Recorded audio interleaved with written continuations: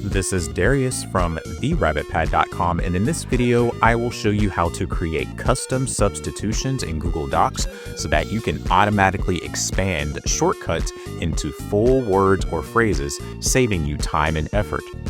If you have a word or a long phrase that you tend to use repetitively, instead of typing that out each time, you can use substitutions.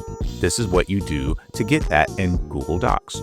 You go to Tools, you select Preferences, then you click Substitutions.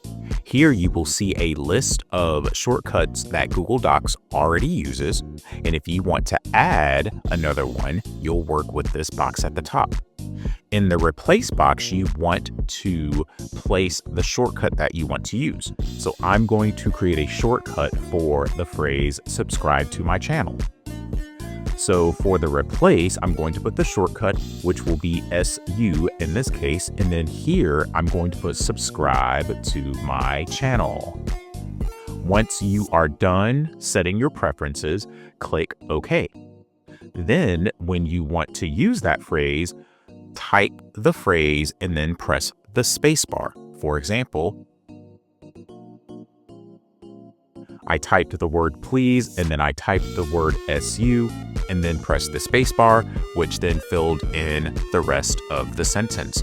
So this video shows you how to use substitutions to save time with repetitive words or phrases in Google Docs. If you found this video helpful, please click that like button and subscribe to this channel to view more helpful videos in the future.